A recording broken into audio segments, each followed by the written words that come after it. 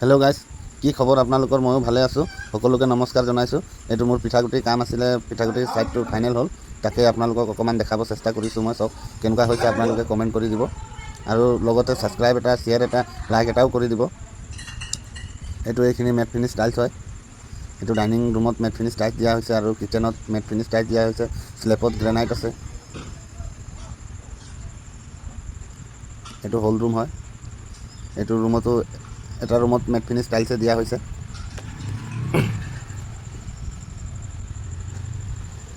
এইটো মোৰ 1 বছৰ পুৰণা কাম আছিলে গাইজ। তেতিয়া মই ভিডিঅ' বনোৱা নাছিলোঁ আৰু এতিয়া বনাইছোঁ। এতিয়া আকৌ মোক মাতিলে, আগফালে কামটো আছে বুলি। এইটো গ্ৰেনাইটৰ ষ্টেপ হয়। কেনেকুৱা হৈছে আপোনালোকে কমেণ্ট কৰি জনাব। আৰু কোনোবাক যদি টাইলছ গ্ৰেনাইট ফিটিং মিস্ত্ৰী লাগে, তেতিয়াহ'লে মই স্ক্ৰীণত দিয়া নাম্বাৰটোৰ পৰা মোক কণ্টেক্ট কৰিব পাৰিব আপোনালোকে। মই স্ক্ৰীণত নাম্বাৰটো দি দিম, তাৰ পৰাই মোক কণ্টেক্ট কৰিব পাৰিব। অল আছাম য'তো মই ফিটিং কৰিব যাওঁ টাইলছ। আপোনালোকে অসমৰ পৰা চাইছে যদি মোক য'ৰ পৰা হ'লেও কণ্টেক্ট কৰিব পাৰিব আপোনালোকে। এইটো মই হয়। ঠিক আছে গাইজ, এতিয়া বাই বাই। আকৌ লগ পাম নেক্সট ব্লগত। আপোনালোকৰ মাজত আকৌ নতুন ব্লগ লৈ আহিছোঁ মই।